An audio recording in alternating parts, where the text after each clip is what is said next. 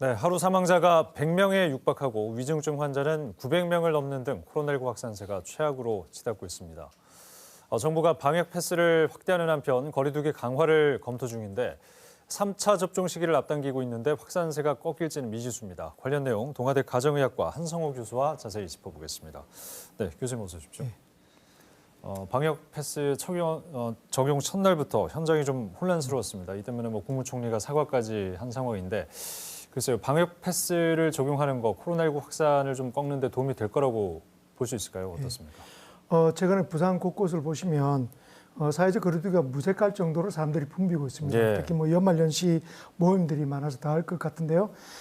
인원 제한이나 영업시간 단축 같은 강력한 사회적 거리두기 정책 이전에 할 수 있는 가장 최선의 방법은 방역 패스라고 생각이 되고 예. 유럽의 경우는 이미 굉장히 보편화된 정책 중에 하나입니다. 이런 정책은 보통 시행하고 난 뒤에 2, 3주 정도의 시간이 지나면 그 효과를 볼 수 있다 보는데 외국의 사례를 보면 효과는 있다고 생각이 됩니다. 하지만 2, 3주가 지금 더 기다려져야 되는 그런 상황인 건데 청와대에서는 오늘 목요일 상황을 보고 거리두기 강화를 할 수 있다라고 얘기를 했거든요. 거리두기 강화 다시 시작할 가능성도 있다고 보십니까? 그렇습니다.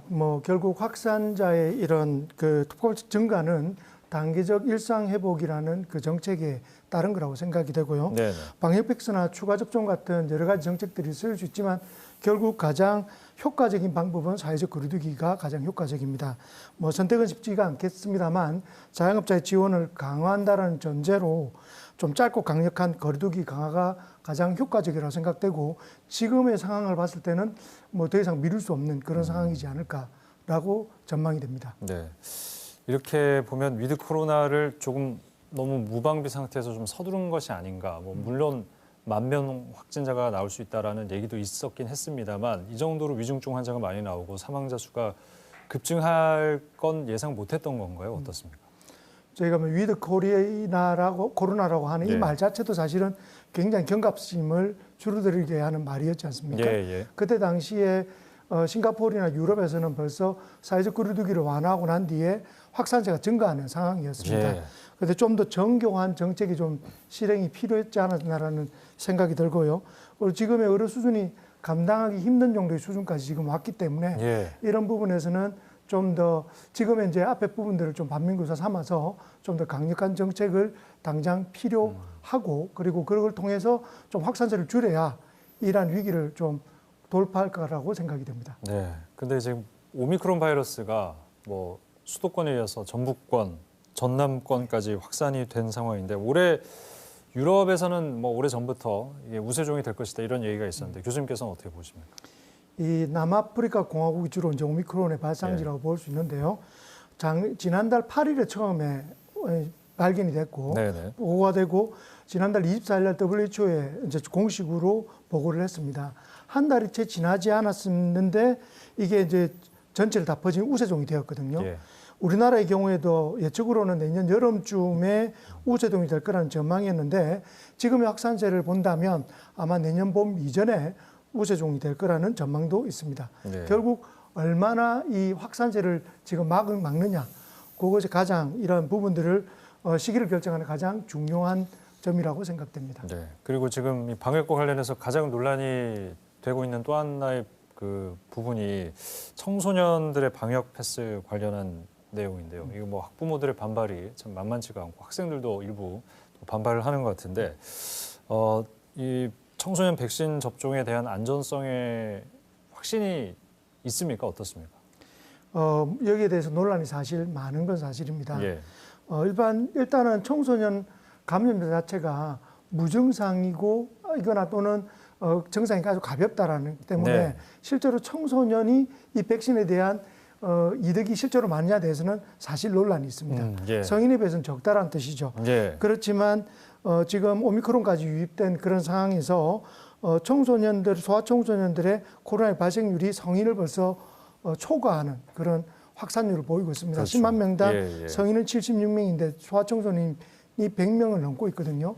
이런 확산세를 봤을 때는 정부 입장에서 어떤 방법을 쓰더라도 확산세를 줄여야 되는 상황에서는 또 이런 소아청소년의 백신은 뭐 미룰 수 없다고 생각이 되고요. 예.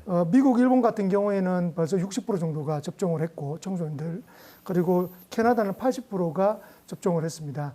뭐 이스라엘의 경우에는 12세 이상의 소아의 부스터샷 추가 접종까지 시행을 하고 네. 있는 상황이기 때문에 어떤 면에서는 이제 벌써 이전에 시행하고 있는 많은 국가들이 존재한다. 조금 더 정부가 이런 부분에 대해서 설득을 하고 부작용이나 다른 부분에 대해서 좀 적극적으로 좀 준비를 해서 좀 이해를 시키는 그런 과정이 좀 부족했다고 생각이 되고, 이런 부분에서 방송에서도 좀 적극적인 역할을 해야 되겠다라고 생각을 합니다. 그 부분인데요. 처음에 이제 얘기하기가 마치 의무화할 것처럼 얘기가 예. 나오다 보니까 이제 학부모와 또 학생들의 반발이 큰 건데 그런 맞습니다. 부분에서 좀 보완이 필요하다는 말씀이신 거예요. 맞습니다. 예, 이제 이해가 이런 부분, 필요한 상황입니다. 이런 부분은 좀 예. 아직까지도 권고입니다. 사실 의무가 예, 아니고. 예.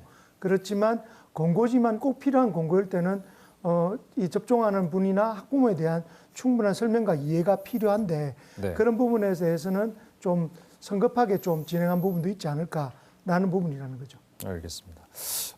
교수님께서는 지금 뭐 3차 접종까지 완료를 하신 상태시죠? 예, 저는 벌써 예. 3차 접종을 완료한 지 3주가 지났습니다. 원래라면 이제 2차 접종하고 6개월 정도 예. 기간을 뒀다가 석 달로 지금 줄어든 상황 아니겠습니까? 맞습니다. 줄인 것에 대한 어떤 효과, 어떤 부분을 저희가 좀 기대해 볼 수 있을까요? 원래 접종을 줄인 이유는 두 가지 이유가 있는데요. 하나는 원래 그 중화항체라고 하는 항체가 예. 석 달이 지나고 난 뒤에 엄청나게 떨어진다는 겁니다. 보통 예. 접종하고 2, 3주에 체크로 올랐다가 넉 달 이후로 떨어지는 그런 특징을 가지고 있고, 노령층의 돌파 감염이 2차 접종 이후에 지금 현재 4개월, 5개월 이후에 지금 확산세가 증가하고 있다는 두 가지 때문에 예, 결국 석 달이라는 단축을 할 수밖에 없는 상황이고요. 근데 이런 부분은 충분히 과학적 근거를 가지고는 있습니다. 예. 특히 우리나라 상에 특별한 상황들도 있고요. 그런데 이게 이상 반응에 대한 걱정 때문에 3차 접종을 주저하는 분도 많이 있을 거라고 생각이 되는데요. 네. 2차 접종에 거의 비슷한 정도의 어떤 이상 반응이다. 다시 말해 2차 접종에 크게 무리가 없었다면 3차 접종에도 크게 걱정하지 않고 접종을 해도 되겠다라는 것이 학계의 보편적인 결론입니다. 알겠습니다. 말씀 잘 들었습니다. 동아대 가정의학과 한성호 교수와 얘기 나눠봤습니다. 고맙습니다. 고맙습니다.